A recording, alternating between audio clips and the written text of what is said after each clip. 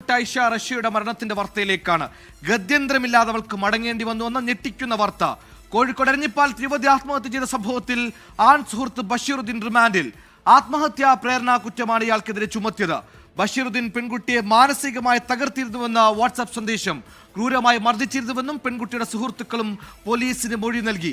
ഉത്രാടപ്പാച്ചിൽ ദിവസം ഞാൻ എടുക്കാൻ പറ്റിയ ഒരു വീഡിയോ ആണോ ഇത് എന്ന് എനിക്കറിയില്ല. പക്ഷേ ഈ വിഷയത്തെ പറ്റി ഞാൻ കുറേ ദിവസമായി അഡ്രസ്സ് ചെയ്യണോ എന്നിങ്ങനെ ആലോചിച്ചിരിക്കുന്നു. പക്ഷേ എല്ലാ ദിവസവും ഈ വിഷയവുമായി ബന്ധപ്പെട്ട് വരുന്ന കുറേ അപ്ഡേറ്റുകൾ കാണുമ്പോൾ സംസാരിക്കാതിരിക്കാൻ തോന്നിയില്ല. അതിൻ്റെ ഭാഗമായി ഞാൻ എടുക്കുന്ന ഒരു വീഡിയോ ആണിത്. ഞാൻ പറയാണ്ട് തന്നെ നിങ്ങൾക്കറിയാം, വീഡിയോയിൽ 2 കഥാപാത്രങ്ങളേ ഉള്ളൂ. ഒന്ന് നമ്മുടെ ആയിഷ റഷ, രണ്ടാമത് നമ്മുടെ ബഷീർ. 2 പേരും കുട്ടികളാണെന്ന് തന്നെ പറയാം. 2 പേരും ചെറിയ പ്രായം.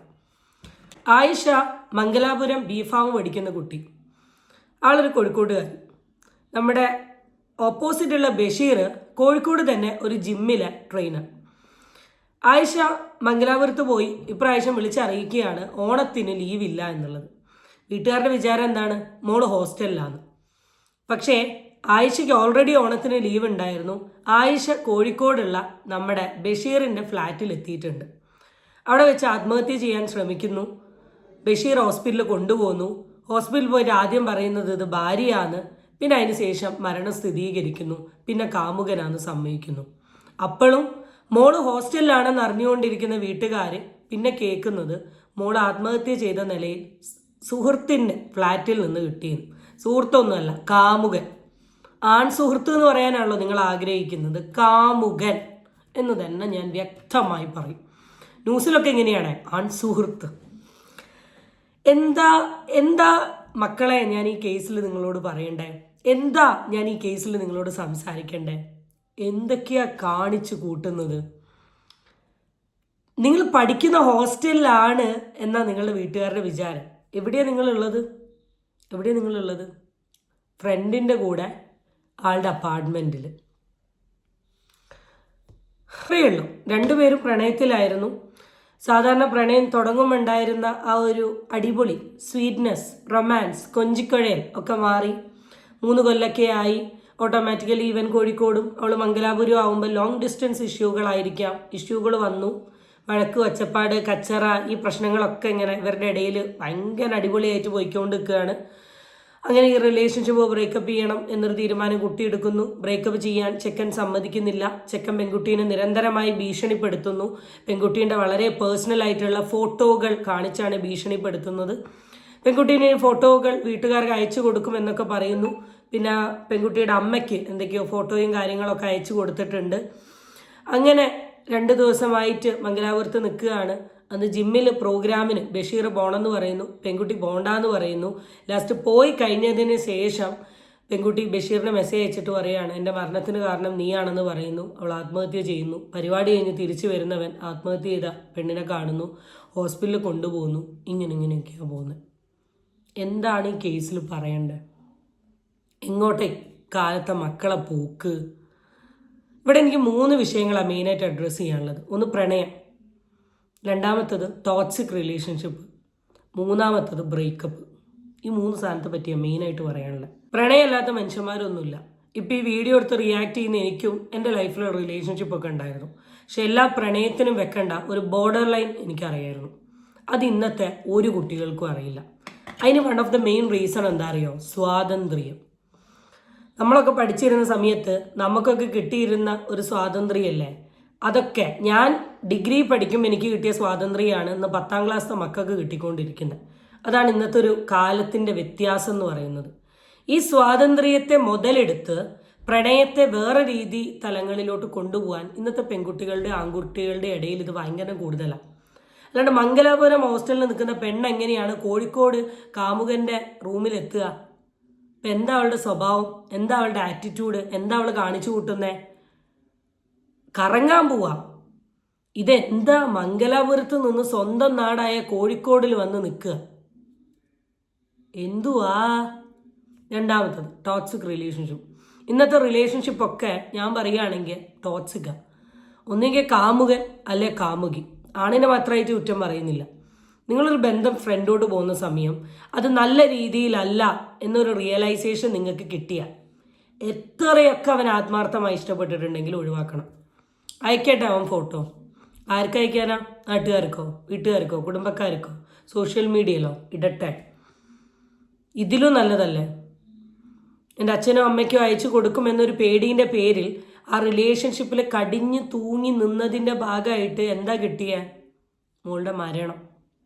വേറെന്താ? മൂന്നാമത്തത് ബ്രേക്കപ്പ്. ബ്രേക്കപ്പ് ഈസ് പെയിൻഫുൾ അല്ലേ? അല്ലടോ, ഒരു റിലേഷൻഷിപ്പ് അതെന്തു ആയിക്കോട്ടെ മുന്നോട്ട് കൊണ്ടുപോകുന്ന സമയത്ത് രണ്ട് വ്യക്തികളും ആ ബന്ധത്തിൽ ഹാപ്പി അല്ല എന്ന് തോന്നുകയാണെങ്കിൽ, അല്ലെങ്കിൽ ഒരു വ്യക്തി ആ ബന്ധത്തിൽ ഹാപ്പി അല്ല എന്ന് തോന്നുകയാണെങ്കിൽ ആ വ്യക്തിക്ക് അതിൽ നിന്ന് പുറത്തു പോകാനുള്ളൊരു ഫ്രീഡം നിങ്ങൾ കൊടുക്കണം. അതിന് നിങ്ങൾക്ക് പറ്റില്ലെങ്കിൽ ഈ ബന്ധം തുടങ്ങുമ്പോഴേ പറയാം, നിന്നെ ഞാൻ പ്രണയിച്ചു, എനിക്ക് നിന്നെ തന്നെ കല്യാണം കഴിക്കണം, നിന്നെ ഞാൻ വേറൊരാൾക്കും വിട്ടുകൊടുക്കില്ല. അങ്ങനെയാണ് അങ്ങനത്തെ ടീമുകളെ പ്രണയിക്കാൻ പോകരുത്. കാരണം കല്യാണം കഴിച്ച് കുട്ടികളായിട്ടുള്ള സ്ത്രീകൾ വരെ അല്ലെ പുരുഷന്മാർ വരെ ഡിവോഴ്സ് വാങ്ങി സെപ്പറേറ്റഡ് ആയി വേറെ കല്യാണം കഴിച്ച് ജീവിക്കുന്നത്. പിന്നെ ഈ 10, 20, 21 വയസ്സുള്ള പിള്ളേർ പ്രണയത്തിലായിട്ട് അത് ബ്രേക്കപ്പ് ആവാനുള്ള പാട്. ഇന്ന് ഈ ലോകത്ത് ഞാൻ ഏറ്റവും കൂടുതൽ കാണുന്നത് ടോക്സിക് റിലേഷൻഷിപ്പാണ്. വെടക്കാക്കി തനിക്കാക്കുന്നൊരു സ്വഭാവം. മറ്റൊരാൾക്ക് ഉള്ളിൽ ഇമോഷൻ വേണമെന്നൊന്നുമില്ല, എനിക്ക് അയാളെ വേണം, എങ്ങനെയും ഏത് വഴിയും ഞാൻ അയാളെ ആക്കും എന്നുള്ള കുറേ ബന്ധങ്ങൾ. ഈ ബന്ധങ്ങൾ ഓപ്പോസിറ്റ് വ്യക്തിയിൽ ഉണ്ടാവുന്ന ഇമോഷണൽ ബുദ്ധിമുട്ടിനെ കുറിച്ച് നിങ്ങൾ എപ്പോഴെങ്കിലും ചിന്തിച്ചിട്ടുണ്ടോ? ഇതിൻ്റെ ഒക്കെ ഒരു ഉദാഹരണമാണ് ഈ ആയിഷ എന്ന് പറയുന്ന കുട്ടി. നമുക്ക് എന്തായാലും കേസിൻ്റെ കുറച്ച് കാര്യങ്ങൾ, ഇമ്പോർട്ടൻറ്റ് ഭാഗങ്ങൾ കേൾക്കാണ്ട്. ഒരു അപ്പാർട്ട്മെന്റിൽ മരിച്ച നിലയിൽ കണ്ട വിദ്യാർത്ഥിനി ആയിഷ റഷയെ ഭീഷണിപ്പെടുത്തിയാണ് സുഹൃത്ത് ബഷീറുദ്ദീൻ കോഴിക്കോട്ട് എത്തിച്ചത് എന്ന് ബന്ധു മുസ്തഫ മനോരമ ന്യൂസിനോട് പറഞ്ഞു. ഭീഷണിപ്പെടുത്തി. ഈ ഭീഷണിക്ക് വഴങ്ങാൻ നിൽക്കേണ്ട ആവശ്യം എന്താ? നമ്മളൊരാളുടെ ഭീഷണിക്ക് വഴങ്ങുക 2 സിറ്റുവേഷനിലാണ്. ഒന്ന്, നമ്മൾ എന്തെങ്കിലും കള്ളത്തരം ചെയ്തിട്ടുണ്ടെങ്കിൽ, അല്ലെങ്കിൽ നമ്മളുടെ എന്തെങ്കിലും സാധനം മറ്റൊരാളുടെ കയ്യിലുണ്ടെങ്കിൽ. നിങ്ങൾ കല്യാണം കഴിക്കുന്നതിന് മുമ്പ് എന്തിനാണ് ഒരു പാർട്ട്ണറുമായിട്ട് സെക്ഷുവൽ റിലേഷൻഷിപ്പിൽ പോകുന്നത്? എന്തിനാണ് അങ്ങനത്തെ തരത്തിലുള്ള കാര്യങ്ങൾ, അല്ലെങ്കിൽ നിങ്ങളുടെ വളരെ പേഴ്സണൽ ആയിട്ടുള്ള ഫോട്ടോസും വീഡിയോസും ഒരു ചെക്കൻ അയച്ചു കൊടുക്കുന്നത്? ആൻഡ് രണ്ടാമത്തെ ഒരു കാര്യം, ഇതെടുക്കാൻ നിങ്ങളെ നിർബന്ധിക്കുന്നുണ്ടെങ്കിൽ അത് നല്ലൊരുത്തനാണോ? നിങ്ങൾക്ക് ആലോചിച്ചൂടെ? കോമൺ സെൻസിൽ ആലോചിച്ചൂടെ? എന്ത് ഷുവറിറ്റീൻ്റെ പുറത്താണ് നിങ്ങളിത് കൊടുക്കുന്നത്? അപ്പം നിങ്ങൾ ചെയ്തത് തെറ്റല്ലേ? അപ്പം അങ്ങനെ ഒരു സാധനം അവൻ ഭീഷണിപ്പെടുത്തിയത് അതാണെങ്കിൽ തെറ്റല്ലേ? അത് ചോദിക്കുന്ന ടൈം തന്നെ അവിടെ നോ പറയാൻ നിങ്ങൾക്ക് സാധിക്കണം. പിന്നെ അത് മുന്നോട്ട് വലിച്ചു നീട്ടിക്കൊണ്ട് പോകരുത്. അത് നീട്ടിക്കൊണ്ട് പോയി അതിനെ സപ്പോർട്ട് ചെയ്ത് അതിനെ ഫേവർ ചെയ്യുമ്പോഴാണ് ഇവിടെ ഈ പ്രശ്നങ്ങളൊക്കെ സംഭവിക്കുന്നത്.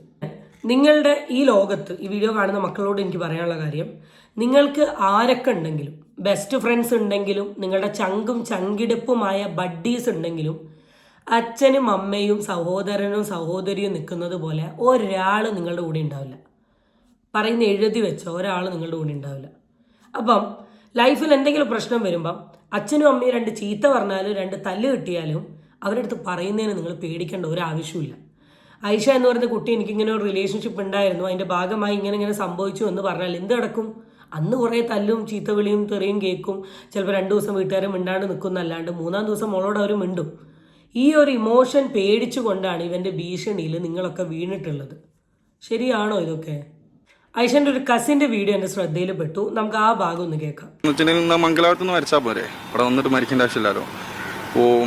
ഓന്റെ റൂമിൽ നിന്നാണ് ചെയ്തത്. സംഭവിച്ചെന്ന് വെച്ചിട്ടുണ്ടെങ്കിൽ ഒരാൾക്ക് മരിക്കണം എന്ന് തോന്നിയാൽ ആ സെക്കൻഡിൽ അയാൾ എന്തെങ്കിലും ചെയ്താലേ അയാൾ മരിക്കും. അല്ലാണ്ട് മംഗലാപുരത്ത് നിന്ന് മരിക്കാൻ പ്ലാൻ ചെയ്തിട്ട് കോഴിക്കോട് വന്ന് ഓന് പണി കൊടുക്കാൻ വേണ്ടിയിട്ട് ഇവള് ചെയ്ത കാര്യമല്ല. മേ ബി അന്നത്തെ ദിവസമോ തലേ ദിവസമോ അവനും അവളുടെ ഇടയിൽ എന്തൊക്കെയോ പ്രശ്നങ്ങൾ ഉണ്ടായതിൻ്റെ ഭാഗമായി ആ മൊമെൻറ്റിൽ തോന്നി ചെയ്തൊരു കാര്യമാണിത്. കാരണം ഏതൊക്കെയോ ഒരു സൈഡ് വലിവ് പ്രകാരം ഇതൊരു കൊലപാതക ആംഗിളിലോട്ട് കൊണ്ടുപോകുന്നുണ്ട്. ഇവിടെ കുട്ടി ആത്മഹത്യ ചെയ്തത് കുട്ടീൻ്റെ പേഴ്സണൽ ഇൻട്രസ്റ്റ് ആണ്, പക്ഷെ അതിന് കാരണമായിട്ടുള്ളത് ഈ ബഷീറിന്റെ പെരുമാറ്റമാണ്. ഇന്നലെ രാത്രി ഒരു 8 മണി ആ ടൈമിലാണ് ഞങ്ങൾ അറിയുന്നത്. നമ്മളെ നാട്ടിലുള്ള ഒരാൾ വിളിച്ചപ്പോഴാണ് ഞങ്ങൾ ഇങ്ങനെ സംഗതി അറിയുന്നത്. ഇങ്ങനെ ഹോസ്പിറ്റലാണ്, സൂയിസൈഡിന് ആയിട്ടുണ്ടെന്ന് പറഞ്ഞത്. ഞങ്ങൾ ഇവിടെ എത്തിയതിൻ്റെ ശേഷം എന്താ പറയുക, ആദ്യം പറഞ്ഞത് ഐസിയുലാന്നാണ് പറഞ്ഞത്. ഇവിടെ എത്തിയതിൻ്റെ ശേഷം കൈനിക്കെന്ന് പറഞ്ഞ്. അപ്പോൾ ഇവിടെ ഒരു ബഷീർ എന്ന് പറയുന്ന ആളാണ് ഇവിടെ എത്തിച്ചത്. അപ്പോൾ ഓനാദ്യം പറഞ്ഞത് എന്താ പറയുക, വൈഫാണ് എന്നാണ് പറഞ്ഞത്. പിന്നെ പറഞ്ഞ് എൻ്റെ ലവറാണെന്നാണ് പറഞ്ഞത്. അങ്ങനെ എന്താ പറയുക, ഞങ്ങൾ നേരെ സ്റ്റേഷനിൽ പോയി നേരെ ഒരു കംപ്ലൈൻറ്റ് കൊടുത്ത്. എന്താ വെച്ചിട്ടുണ്ടെങ്കിൽ ഇത് ഓള് സ്വയം എന്തായാലും ചെയ്യില്ല. എന്താ വെച്ചിട്ടുണ്ടെങ്കിൽ ഒരാൾക്ക് മരിക്കണം എന്ന് വെച്ചിട്ടുണ്ടെങ്കിൽ എന്നാൽ മംഗലാപുരത്ത് നിന്ന് മരിച്ചാൽ പോരെ, അവിടെ വന്നിട്ട് മരിക്കേണ്ട ആവശ്യമില്ലല്ലോ. അപ്പോൾ ഓൻ്റെ റൂമിൽ നിന്നാണ് ഓള് ചെയ്തത്. അപ്പോൾ ഞാനോളെ ഒരു ഫ്രണ്ടിനെ വിളിച്ച് ചോദിച്ചപ്പോൾ അവന് ഒരുപാട് അവളെ മർദ്ദിച്ചിട്ടുണ്ട്, പിന്നെ ഫോട്ടോ വെച്ചിട്ട് ബ്ലാക്ക് മെയിൽ ചെയ്തിട്ടുണ്ട്, പിന്നെ എന്തോ ആയുധം എന്തോ എടുത്തിട്ട് അവളെ അടിക്കുകയൊക്കെ. ബഷീറിന്റെ ഭാഗത്ത് തെറ്റുണ്ട്. ബഷീർ സത്യസന്ധനാണ് എന്നൊരു അഭിപ്രായമൊന്നും ഞാൻ പറയുന്നില്ല.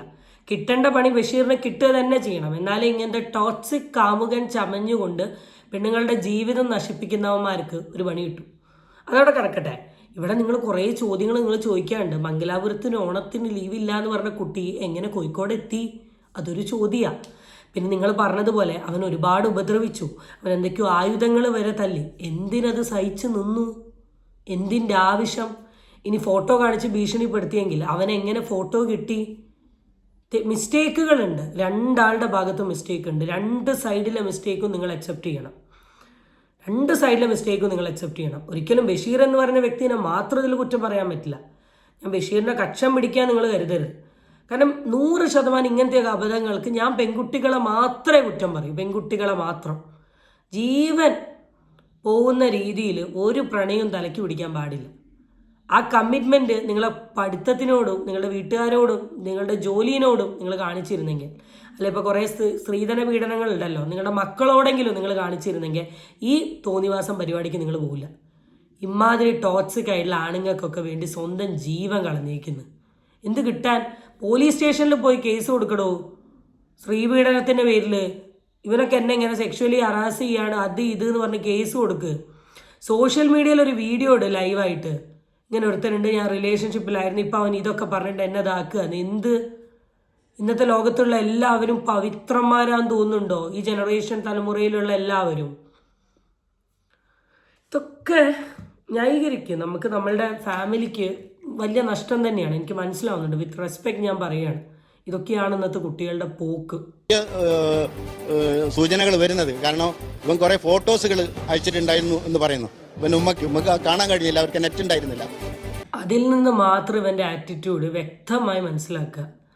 അവൻ്റെ കാമുകിയുടെ പേഴ്സണൽ ഫോട്ടോസ് അവൻ ബാക്കിയുള്ള ഒരാൾക്ക് അയച്ചു കൊടുക്കുന്നുണ്ടെങ്കിൽ എങ്ങനെ നമ്പും? ആ മൊമെൻറ്റ് ഗുഡ് ബൈ പറഞ്ഞു പോകണം. അവന് ചെയ്യാൻ പറ്റുന്ന കാര്യങ്ങൾ അവൻ ചെയ്യട്ടെ എന്ന് കരുതണം.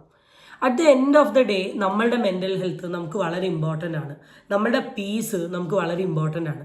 അത് കെടുത്തുന്ന രീതിയിൽ എന്ത് കാര്യങ്ങൾ നിങ്ങളുടെ ജീവിതത്തിൽ സംഭവിച്ചിട്ടുണ്ടെങ്കിലും അതിന് നിന്ന് കൊടുക്കരുത്.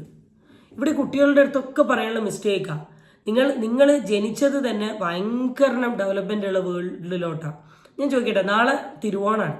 ഈ വീഡിയോ കാണുന്ന 20th ജനറേഷനിലുള്ള എത്ര പിള്ളേർ റോട്ടിൽ പോയി പൂ പറിച്ച് പൂട്ടിട്ടുണ്ട്? എത്ര പേര്? ആരും ഉണ്ടാവുമെന്ന് എനിക്ക് തോന്നുന്നില്ല. ഞാനൊക്കെ റോട്ടിൽ കൂടെ നടന്ന് പൂ പറിച്ചിട്ടതാണ്. ഇപ്പോഴാണ് നമ്മൾ പൂവൊക്കെ വാങ്ങി ഇടാൻ തുടങ്ങുന്നത്. കളേഴ്സായിട്ട് കുമ്പിള് കുത്തുക, അറിയോ അറിയില്ല, കുമ്പിള് കുത്തുക എന്ന് പറയുന്നത്. അങ്ങനെയൊക്കെ നടന്ന് പൂട്ടിട്ടുള്ളൊരു കാലമുണ്ട്. ഇന്നത്തെ കുട്ടികൾക്ക് അതൊന്നുമില്ല. എല്ലാം കൈത്തുമ്പിലാണ്. വേണ്ട സാധനങ്ങൾ എവിടെയും പോകണമെങ്കിൽ gift, phone, social media account എല്ലാം നിങ്ങളുടെ കൈക്കുമ്പിളാണ്. എൻ്റെ സോഷ്യൽ മീഡിയ അക്കൗണ്ട് ഞാൻ സ്റ്റാർട്ട് ചെയ്യുന്നത് ഡിഗ്രി ഫസ്റ്റ് ഇയറിലാണ്. എൻ്റെ 4ാം ക്ലാസ്സിലും 6ാം ക്ലാസ്സിലും പഠിക്കുന്ന അനിയത്തിമാർക്കുണ്ട് ഇൻസ്റ്റാഗ്രാമിൽ അക്കൗണ്ട്. കുറ്റം പറയല്ല, അതാണ് ഇന്നത്തെ തലമുറ. ഇത്രയും ഇതിൽ ജീവിക്കുന്ന നിങ്ങൾ കുറച്ചെങ്കിലും ബോൾഡ് ആയിക്കൂടെ? കുറച്ചെങ്കിലും മെച്യൂർ ആയിക്കൂടെ? വേണടോ അവസരങ്ങൾ. അത് നല്ല രീതിയിൽ ഉപയോഗിക്കാൻ ശ്രമിക്കുക. ഇങ്ങനത്തെയൊക്കെ ഒരു ന്യൂസായി മാറാണ്ടിരിക്കാൻ ശ്രമിക്കുക. ഒരു ഫാർമസിസ്റ്റായി വരുന്നതും കാത്തു നിൽക്കുന്ന അച്ഛനും അമ്മയ്ക്കും കിട്ടിയത് ലീവില്ല എന്ന് പറഞ്ഞ് ഫ്ലാറ്റിൽ, ബോയ് ഫ്രണ്ടിൻ്റെ ഫ്ലാറ്റിൽ നിന്ന് കിട്ടിയ മോളുടെ ശരീരം. ഇതിലും വലുത് അവർക്ക് എന്ത് കിട്ടാനുണ്ട്? ഇത്രയേ പറയാനുള്ളൂ. അടുത്ത വീഡിയോയിൽ വീണ്ടും കാണാം. Tata bye.